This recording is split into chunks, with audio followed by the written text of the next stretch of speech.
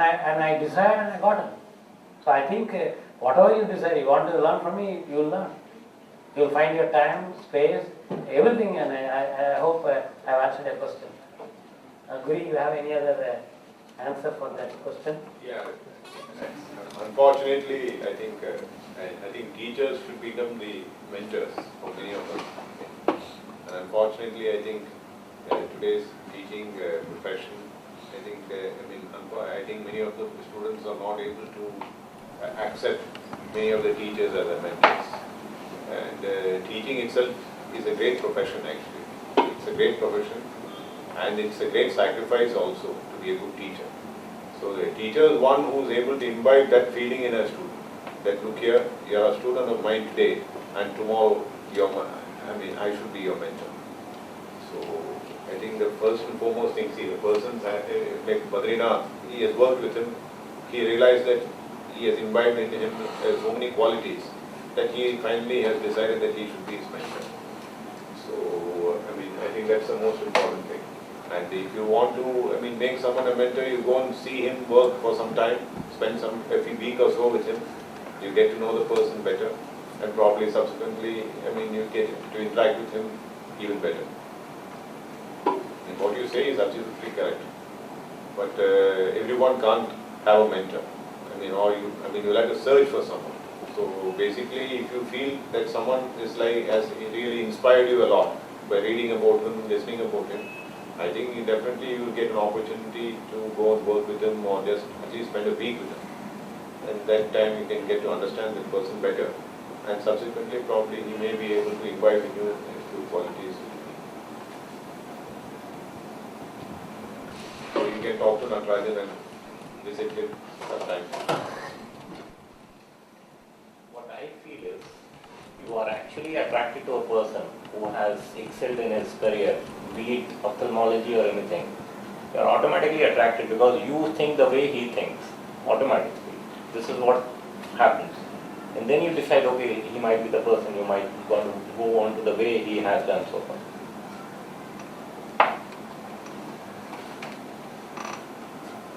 Any other suggestions for I think you can read Atul Gawande's all the books. Yes. In fact, all his books are very good. I think his first book is Complications. Yes. That's a wonderful book. I think any doctor should read it. The second book is better. I think this is the third one. Yes.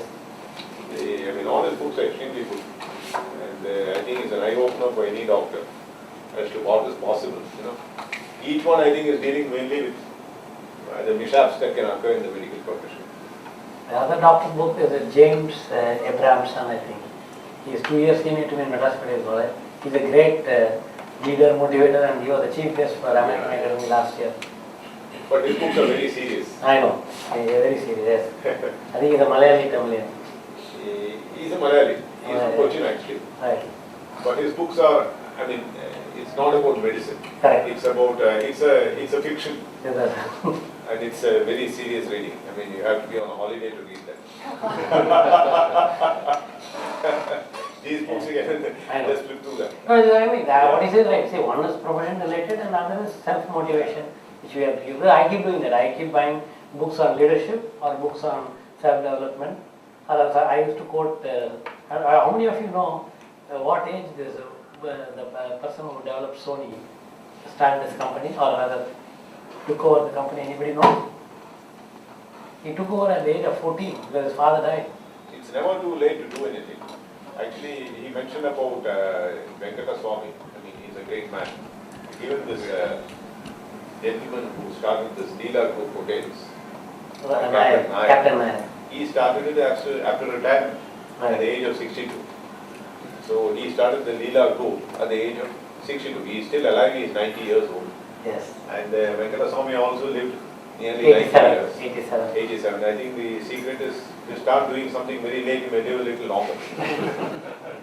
No, you live longer and live happily. The whole idea is, my father is 87. But I think the most important thing is both of them, they did it as a passion. Yes. See, it was not that, Venkata Swami didn't do it to make money.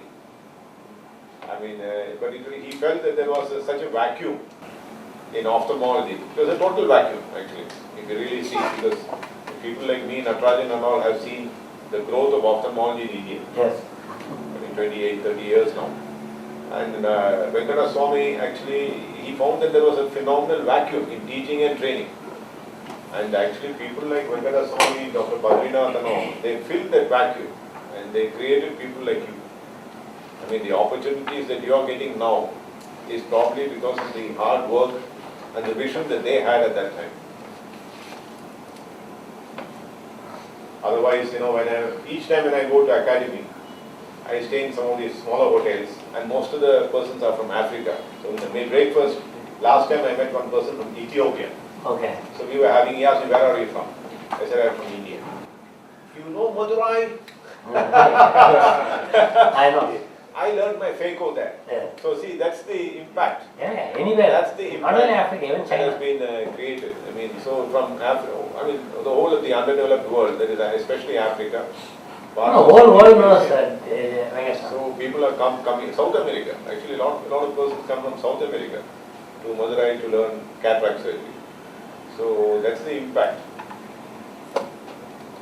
No, that's what I met when I met Paul Singh. He asked me what's my idea. I said Dr. Venkateswamy did it in Madurai. I'm born in Madurai. So my dream is he did it at the age of 58. So I want to create Arvind like in Western India. And I'm still not 58, I told him. So he said, do you think it's possible? I said, it's possible. I don't know when, but I will. The thing is that actually, I mean, what I see is that, and a lot of people working with me. And some of the weaknesses or which I see, which probably the difference, between us and them is number one, is that none of them are ready to invest in improving your, whatever it is, skills or whatever it is. For example, number one, you earn a lot of money, but then to subscribe to a quality journal, you think twice. You buy a big car, you own a huge flat, you want, all this, yes. But then subscribe for Retina Journal, it's too expensive. Or subscribe for the Ophthalmology Journal, or become a member of the American Academy. It's not very expensive actually. Yes. It just costs you 2,000 rupees a day, a month. If you really see, or 4,000 rupees a month now because of the dollar depreciation. But then the amount of information that you get, the amount of benefits that you get a quality journal every month. It's something which most ophthalmologists, I think, in our country, most of the doctors can really afford. But then you don't want to spend on that. So simple things like that, So basically buying some good quality books, For example, when I first went and started working in a place, I was alone. There was no one at all. I was only an ophthalmologist there, and I was seeing many, real difficult cases. So I bought Duan's Ophthalmology, 5 volumes. And I didn't have the money to buy it. So there was a bank inside that. I asked the manager, he was a good friend of mine. I said, boss, can you give me some money? I think that cost about 15,000 rupees 30 years ago. That's not a small money at that time. So he said, why you want to take a loan to buy a book? Then he rang up the director of the hospital where he said, see, this guy is here. He wants to buy a book which costs, then the director called me and said, I'll give you advance from your pay or whatever it is, and then I bought the advance Ophthalmology. So like that, you see, if you want to really develop a career, we have to invest. And I think that's why, you work in an institution. So you want the institution to take care of everything. That doesn't work like that actually, if you really see. If you want to really develop your career, you also need to invest a little bit. Which I feel that, many of them may be doing it, but many of them are very hesitant to do it. Because basically, they start calculating, oh, this, that. So, agree, through internet you get a lot of information now. But definitely, certain information definitely you can't get in the internet also.